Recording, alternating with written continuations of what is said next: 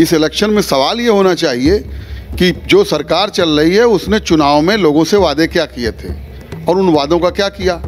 हर सवाल का जवाब शमशान कब्रिस्तान, हिंदू मुसलमान, अफगानिस्तान पाकिस्तान, इसके अलावा कोई भी विषय हो भारतीय जनता पार्टी के नेताओं के पास तो जनता उन्हें वोट देगी। राजस्व की बात नहीं है, ये बहुत चिंता का विषय है, बहुत ज़्यादा फिक्र करने की बात है कि इतना बड़ा मुल्क है, दुनिया की छठी पावर, तो इसको लाके कहाँ पहुँचाए इन्होंने। बहुसंख्यक जनता को देने के लिए मोदी जी, योगी जी और आरएसएस के भागवत साहब जो सुपर कॉप हैं, इनको देने के लिए है क्या सिवाय नफरत की भाषा के कुछ है जनता को देने के लिए, तो जनता उन्हें वोट देगी। जहाँ तक हमारे गोरखपुर के महंत जी हैं, महंत जी का जो काम है वो एक साधु का काम उस तरह का नहीं होता। वो साधुवाद देता है लेकिन उनकी भाषा बिल्कुल एक गुंडों की भाषा है। देश की सच्चाई, सच छुपने नहीं देंगे। आदाब, मैं हूं हाफिज गुलाम सरवर और आप देख रहे हैं देश की सच्चाई। चुनाव चल रहा है, ये तो सबको पता है। अब जो सारी ताकत लग रही है नेताओं की वो पूर्वांचल में, क्योंकि पश्चिम से जो है बड़ी खबरें आ रही हैं। सपा के समर्थक कहते हैं कि हम सरकार बनाने के लायक हो चुका जुगाड़, जबकि भाजपा भी अपने दावे ठोक कर पेश कर रही है कि साहब हम ही आगे हैं। बहरहाल ये तो 10 मार्च को पता चल ही जाएगा, लेकिन इस वक्त हमारे सामने एक पूर्वांचल के बड़े नेता हैं। हालांकि नेता कहते वो हमको डांटते भी हैं, नेता मत कहा कीजिए, लेकिन हैं, आज से नहीं 2 दशक हो गए हैं समाज के बीच काम कर रहे हैं लगातार। बड़े स्कॉलर हैं, बुद्धिजीवी हैं, समाज में सक्रिय रहते हैं और अभी भी भूमिका में है। बिल्कुल लगातार पूर्वांचल में दौरा कर रहे हैं। तारिक शमीम आज़मी मैं लगा दे रहा हूं ताकि आप समझ जाएंगे, आप बताने की ज़रूरत नहीं पड़ेगी। तारिक शमीम साहब, सबसे पहले तो भागम भाग में आपने वक्त निकाला, उसके लिए शुक्रिया आपका। लगातार भागम भाग मचाए हुए हैं आप, आजमगढ़, मऊ, जौनपुर, बनारस, लखनऊ। क्या लग रहा हकीकत ज़मीन पे, क्या खबर? इलेक्शन तो हो चुका है, पब्लिक लड़ रही है उत्तर प्रदेश की। जो कुछ भी इन्होंने कहा था और उसके उल्टा किया है। इस इलेक्शन में सवाल ये होना चाहिए कि जो सरकार चल रही है उसने चुनाव में लोगों से वादे क्या किए थे और उन वादों का क्या किया। हर सवाल का जवाब शमशान कब्रिस्तान, हिंदू मुसलमान, अफगानिस्तान पाकिस्तान, इसके अलावा कोई भी विषय हो भारतीय जनता पार्टी के नेताओं के पास तो जनता उन्हें वोट देगी। और जिस तरीके से जनता का तेल निकाला है इन्होंने, एक मुस्लिम सोसाइटी को ठीक करने के नाम पर नमक, तेल, आटा, लकड़ी, दाल, हर चीज़ को बर्बाद करके रख दिया है। नहीं, नमक, तेल, आटा तो दिया जा रहा फ्री में। अब जो योगी जी का भाषण हो रहा वो यही हो रहा कि हमने तो डबल कर दिया। हाँ, नहीं, अखिलेश यादव जी को मैं इसमें मुबारकबाद का मुस्तहक समझता हूँ कि उन्होंने पहली बार बड़ी मेहनत करके सांप्रदायिक शक्तियों को उनकी लाइन से अपनी लाइन पर चलने पर मजबूर कर दिया, जिस पे अभी मोदी जी भी बयान देना शुरू कर दिए हैं कि गोबर से आमदनी बढ़ाएंगे। वो गाय से और उनके लाल काले सांड से लोगों को मार चुके हैं, अब उसके गोबर से ये मजाक। ये भारत जैसे देश का राजस्व सरकार को मिल नहीं रहा है, गोबर से धन प्राप्ति हो। नहीं, राजस्व की बात नहीं है, ये बहुत चिंता का विषय है, बहुत ज़्यादा फिक्र करने की बात है कि इतना बड़ा मुल्क है, दुनिया की छठी पावर, तो इसको लाके कहाँ पहुँचाए इन्होंने। और हर सवाल का जवाब हिंदू मुसलमान है। अरे भाई, भारत का मुसलमान तो अमन शांति खुशहाली के नाम पर वोट देता है, इस देश के विकास के नाम पर अपना हिस्सा भी नहीं मांगा 70 साल से। अपने तमाम हीरोज़ को फरामोश करके हमारे जो दूसरे बरादरान वतन के हीरोज़ हैं हमारे, वो भी हमारे हीरो हैं, सिर्फ एक वर्ग के हीरो को अपना हीरो मान लिया, उस पर भी शिकायत नहीं किया। फिर भी शमशान कब्रिस्तान मुसलमान क्या है। बहुसंख्यक बहुसंख्यक जनता को देने के लिए मोदी जी, योगी जी और आरएसएस के भागवत साहब जो सुपर कॉप हैं, इनको देने के लिए है क्या सिवाय नफरत की भाषा के कुछ है जनता को देने के लिए, तो जनता उन्हें वोट देगी। अखिलेश यादव जी, इस बात के मैं मुबारकबाद का मुस्तहक मानता हूं कि उन्होंने संप्रदायवाद से, फिरका परस्ती से मामले को उतार करके इलेक्शन इशू को पढ़ाई लिखाई, दवाई, शिक्षा पर लाके खड़ा किया, जीवन की बुनियादी ज़रूरतों पर लाके खड़ा किया। ये इसके लिए मैं उनको मुबारकबाद देता हूँ। और हमारे मुख्यमंत्री माननीय योगी जी क्या हैं, वो एक धर्मपीठ के साधु हैं। आज तक उनके मुखमंडल से किसी ने साधुवाद का एक शब्द सुना है? संत, महात्मा, साधु, पुजारी और मौलाना और जो है हमारे प्रीस्ट और ग्रंथी लोगों को आशीर्वाद देते हैं, उनकी भाषा नरम होती है। एक सड़क छाप गुंडे की ज़बान इस्तेमाल कर रहे हैं।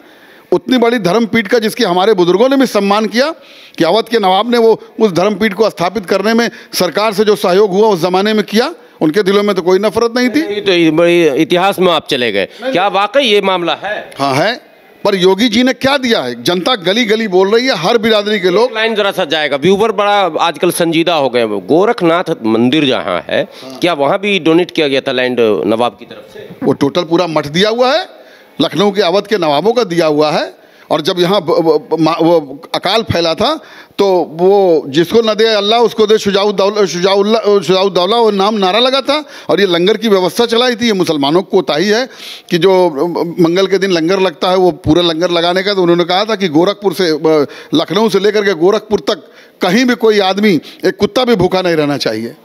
ये व्यवस्था उस ज़माने की थी। गोरख मठ को सारी ज़मीनें दिया, और दिया कोई एहसान थोड़ी किया। अगर किसी नवाब राजा महाराजा ने ज़मीनें दिया तो एहसान नहीं किया, ये उनका अधिकार था, उसका सम्मान बढ़ाया। हम सिर्फ इतनी बात कह रहे हैं, उसका सम्मान बढ़ा। पर आज हमारे महंत जी जो मुख्यमंत्री की कुर्सी पर बैठे, उनकी भाषा क्या है? पहले चरण के चुनाव में उनका बुलडोज़र का ऑर्डर कर दिया हूँ, आने ही वाला है। फिर उसके बाद हिजाब पर इन्होंने कहा कि हम यहाँ तालिबानीकरण होने नहीं देंगे। कई मुद्दे रहे, लेकिन कुछ इधर आते आते भाषा बदली है। और अब जो उनका मामला आ रहा सामने, वो बार बार डबल राशन और कुछ आंकड़े जो भी पेश कर रहे हैं नौकरियों के भी, कि 5 लाख मैंने युवाओं को नौकरी दी, ये दिया वो दिया। लगता है कि बैकफुट पर लाया पूरी तरीके से। इसमें अखिलेश यादव जी, माननीय ओम प्रकाश राजभर जी और उनके गठबंधन के नेताओं का, विशेषकर इन दो नेताओं का बहुत बड़ा रोल है। एक ही बात को 1000 बार दोहरा करके लोगों को समझने पर, और देश की और दुनिया की सबसे बड़ी पार्टी होने का दावा करने वाले मुख्यमंत्री और प्रधानमंत्री को भी पढ़ाई लिखाई शिक्षा दवाई पे लाके खड़ा किया, मजबूर कर दिया बोलने पर।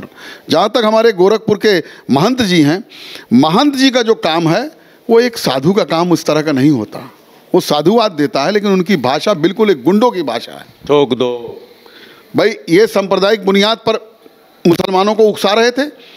उत्तर प्रदेश के मुसलमानों को 20 लाख कत्लेआम की बात किया, गोली चलवाने का ओवैसी साहब की नौटंकी जो इन्हीं का आदमी निकला। इसके बाद वो चल रहा है, इनका एक नई डिक्शनरी से निकाल के लाए हैं ये गज़वे हिंद, जिसको हम ही नहीं पता ये क्या बला है। हम गज़वे हिंद पे बड़ा मज़ेदार अभी डिबेट एक टीवी चैनल पर हो रहा था। गज़वे हिंद पे मज़ेदार डिबेट हो रहा था, किसी को नहीं पता, सब हवा में बात है। हम ही को नहीं पता गज़वे हिंद क्या। इन मुद्दों को ये लाके खड़ा कर रहे हैं जिन मुद्दों से इस प्रदेश की जनता का कोई सरोकार नहीं। चुनाव का वास्तविक मुद्दा क्या होना चाहिए? चुनाव का मुद्दा जो अखिलेश यादव और ओम प्रकाश राजभर और सारे गठबंधन के नेता लाए हैं, आज यही जनता का हकीकी मुद्दा है, वास्तविक मुद्दा यही है। और इस पर सांप्रदायिक शक्तियों को भी आना पड़ेगा। और मोदी जी आ चुके हैं, गोबर बेचवा रहे हैं, अब गोबर से आमदनी कराएंगे। मरवा चुके सांड से, अब गोबर से आमदनी कराएंगे। मोदी जी का नाम आप सोच के का नाम ले रहे हैं। मोदी जी ने अपने संबोधन में साइकिल को भी निशाना बनाया, आतंकवाद से जोड़ा है। बेचारे के पास बचा क्या है? गाली गलौज बदतमीजी के अलावा, धोखा दे लोगों को जो है उकसाने के अलावा। पश्चिमी उत्तर प्रदेश और पूरे यूपी के मुसलमान मुबारकबाद के मुस्तहक हैं कि भारतीय जनता पार्टी की उकसाने वाली चाल को समझ गए। इनकी हर गाली पर मुस्कुरा के खामोश रहे। वो हवा निकाल दी, मुसलमानों की रिएक्शन ना देने और खामोशी ने हवा निकाल दिया। कुल मिलाकर माहौल पॉजिटिव लग रहा है। पूर्वांचल में माहौल पॉजिटिव लग रहा है, पूरे यूपी में लग रहा है। पूर्वांचल में क्या है? नहीं, पश्चिम की तो खबर लगभग आ रही है लोगों को। दूसरे तीसरे चरण में लोग कह रहे हैं कि वोटिंग ठीक ठाक हुआ है। पूर्वांचल में क्या सपा के पक्ष में मतदान होगा जमकर? मुझे घूम रहे हैं, इसलिए मुझे कोई वजह नहीं लग रही कि मतदान नहीं होगा। रास्ता चलते सड़क, टैक्सी वाला, बस वाला, हर आदमी तो बोल रहा है। साइकिल, अखिलेश, गठबंधन, यही नाम तो ले रहा है हर आदमी। मैं तो सब जगह घूम के, यहाँ से गाजीपुर से होते हुए आजमगढ़, हर जगह 2-2, 3-3 दिन टाइम में देख के आया हूँ। सब जगह मैं यही देख रहा हूँ।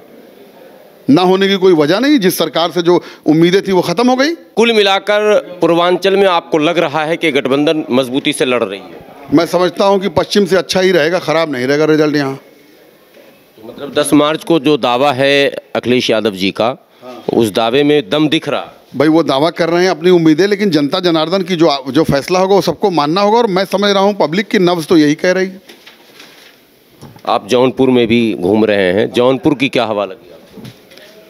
कहीं भी चले जाइए, सवाल जौनपुर का नहीं है। सवाल यही, लोग ऊब चुके हैं इस सरकार के क्रियाकलापों से, इसकी दबंगई से।